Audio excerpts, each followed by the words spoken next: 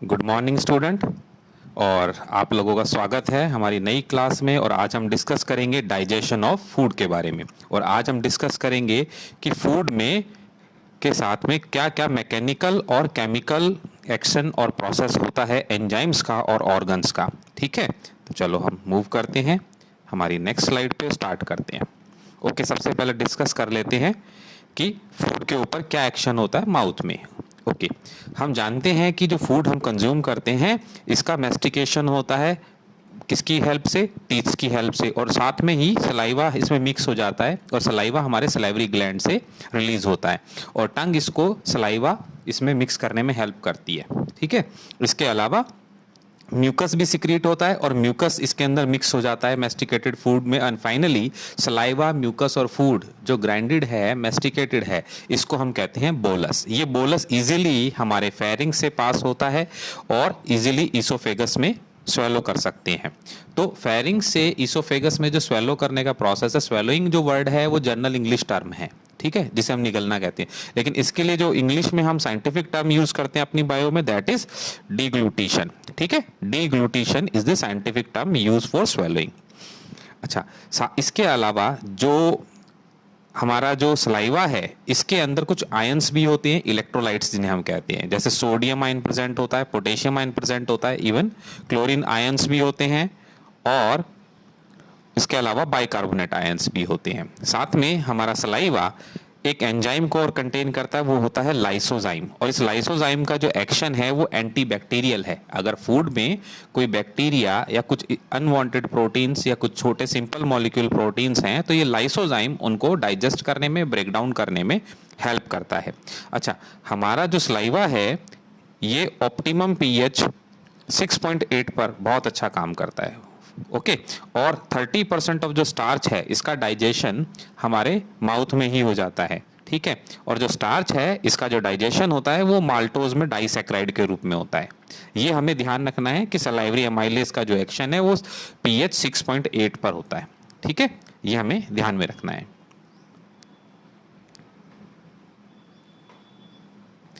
Next slide है हमारी, action of food in stomach. ठीक है, अच्छा, स्टमक में हमें तीन चीजें ध्यान रखनी है कि एक तो वहां पर म्यूकस नेक सेल्स होती हैं जिससे म्यूकस सिक्रीट होता है। सेकंड है वहां पेप्टिक और चीफ सेल्स हैं जो सिक्रीट करती है प्रो एंजाइम पेप्सिनोजन। ये प्रो एंजाइम पेप्सिनोजन जो है ये इनएक्टिव एंजाइम है। ठीक है, ये इनएक्टिव एंजाइम एक्टिव कब होगा, जब इसको एसिडिक पीएच मिलेगी HCl की। और वहीं पर स्टमक में पैराइटल और ऑक्सीटेनिक सेल्स होती हैं जो सिक्रीट करती है HCl and intrinsic factor. Student, intrinsic factor का जो रोल है वो हमारे फूड में मौजूद विटामिन B12 को एब्जॉर्ब करने में होता है। तो ये हमें ध्यान रखना है, इंट्रिंसिक फैक्टर का रोल किस में होता है, विटामिन B12 को एब्जॉर्ब करने में हेल्प करता है। ठीक है, जब हमारे फूड, मेस्टिकेटेड फूड में जिसमें ऑलरेडी सलाइवा और म्यूकस और इलेक्ट्रोलाइट प्रेजेंट थे, अब उसके अंदर म्यूकस भी मिक्स हो गया है, प्रो एंजाइम पेप्सिन मिक्स हो गया, अब वो HCl के कांटेक्ट में से एक्टिव हो गया और इंट्रिंसिक फैक्टर भी मिक्स हो गया। फाइनली ये फूड हमारे स्टमक के अंदर 4 to 5 आवर रहेगा और गैस्ट्रिक जूसेस जो इसमें मिक्स हुए हैं, और साथ में जो हमने लास्ट चैप्टर में डिस्कस किया था टॉपिक में कि स्टमक की जो वॉल्स होती है लॉन्गिट्यूडनल मसल्स होती हैं, सर्कुलर मसल्स होती हैं, ये मसल्स कॉन्ट्रैक्ट और रिलैक्स होकर के इस फूड को इन गैस्ट्रिक जूसेस के साथ में मिक्स करती हैं और इसको रोटेट करती है, बिल्कुल वैसे ही जैसे हम अपनी मिक्सी में करते हैं।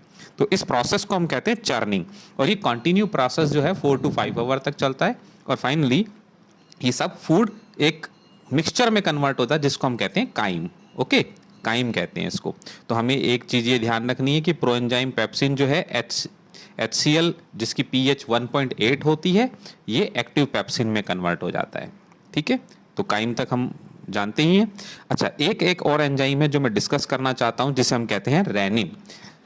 स्टूडेंट, ये जो रेनिन एंजाइम है ये सिर्फ इन्फेंट्स में ही सिक्रीट होता है, क्योंकि इन्फेंट्स कोई भी जो हमारा सॉलिड फूड है वो कंज्यूम नहीं करते हैं, वो सिर्फ मिल्क पे डिपेंडेंट रहते हैं। उनकी डाइट का 99% जो होता है वो मिल्क होता है। ठीक है, तो इस मिल्क को डाइजेस्ट करने के लिए जो एंजाइम होता है वो होता है रेनिन। रेनिन ही मिल्क को डाइजेस्ट करता है इन्फेंट्स में, और ये सिर्फ सिक्रीट होता है इन्फेंट में 0 to 5 ईयर ऑफ एज तक, और ये गैस्ट्रिक ग्लैंड ही इसको सिक्रीट करते हैं जिससे कि मिल्क का डाइजेशन हो सके।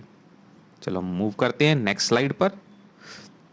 अब हम बात करते हैं कि फूड जो पाइलोरिक स्प्रिंचर है हमारे स्टमक के, वहां से अब ये एंटर कर चुका है हमारे स्मॉल इंटेस्टाइन में, और स्मॉल इंटेस्टाइन का जो कर्व्ड पार्ट होता है फर्स्ट, उसे हम कहते हैं ड्यूडेनम। ओके, चलो ड्यूडेनम को डिस्कस कर लेते हैं। अच्छा, ड्यूडेनम वो एरिया है जहां पर हेपेटोपेनक्रियाटिक डक्ट से लीवर से सिक्रीट होकर जो आने वाला बाइल है, बाइल मिक्स होता है फूड में, और साथ में पेनक्रियास से सिक्रीट होने वाला पेनक्रियाटिक जूस, ये दोनों के दोनों ही उस काइम में मिक्स हो जाते हैं, और फूड का डाइजेशन जो होता है वो ड्यूडेनम पोर्शन में ही कंप्लीट हो जाता है। रिमेनिंग पार्ट ऑफ इंटेस्टाइन में सिर्फ फूड का एब्जॉर्प्शन होता है। ठीक है, तो ये इसको हमें ध्यान रखना है कि हेपेटोपेनक्रियाटिक डक्ट बाइल और पेनक्रियाटिक जूस इसको काइम में मिक्स कर देती है, रिलीज कर देती है उस एरिया में। अब यहां पर क्या होता है, पेनक्रियाटिक जूस के अंदर ऑलरेडी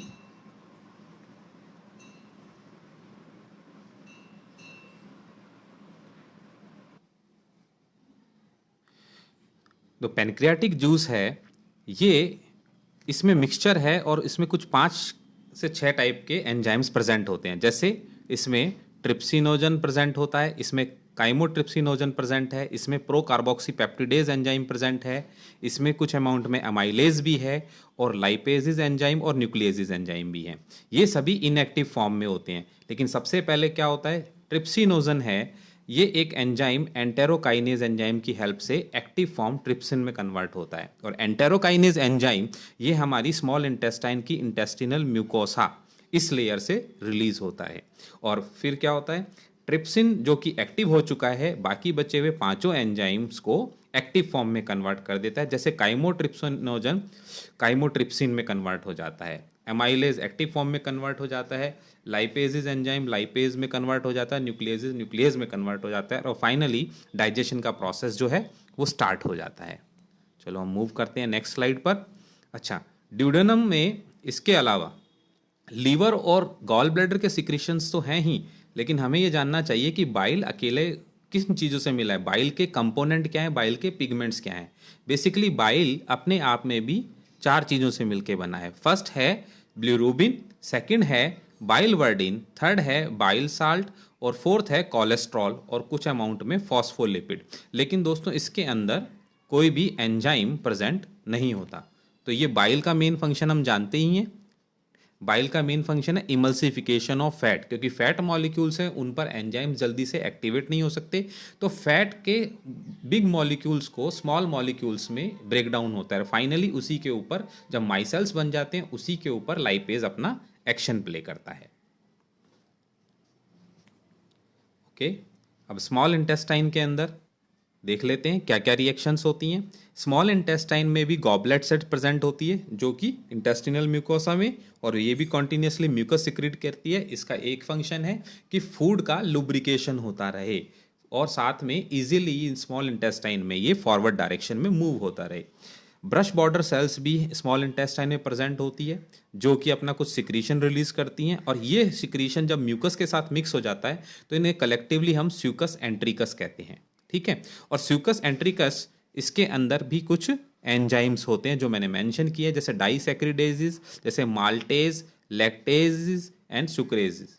ये और डाइपेप्टिडेज जो एंजाइम है इनका रोल प्रोटीन्स के ऊपर होता है, लाइपेजेस एंजाइम का रोल लिपिड्स को डाइजेशन में होता है, और न्यूक्लियोसाइडेज का रोल न्यूक्लियोटाइड्स और न्यूक्लियोसाइड्स को डाइजेस्ट करने में होता है। इसके अलावा ड्यूडेनम की म्यूकोसा कुछ अमाउंट में बाइकार्बोनेट आयंस को भी सिक्रीट करती है जो कि एल्कलाइन पीएच को मेंटेन करने में हेल्प करती है। ठीक है, और ब्रूनर ग्लैंड भी इसी एरिया में प्रेजेंट होता है सब म्यूकोसा में, जो भी अबव प्रोसेस में कुछ सिक्रीशंस और रिलीज करने में हेल्प करता है। तो ये हमें ध्यान रखना है। Let us move on next slide. ये है सेकंड लास्ट स्लाइड दोस्तों, स्मॉल इंटेस्टाइन में। अब हमें ये रिएक्शन समझनी है कि क्या कौन से जो प्रोडक्ट्स हैं किन मॉलिक्यूल्स में वो ब्रेक डाउन होगा। जैसे प्रोटीन्स है, ओके, ये प्रोटीन पार्ट है। प्रोटीन्स के ऊपर जो काइम में जो प्रोटीन्स हैं इनके ऊपर ट्रिप्सिन, काइमोट्रिप्सिन, कार्बोक्सीपेप्टिडेज इनको डाइपेप्टाइड्स में ब्रेक कर देता है।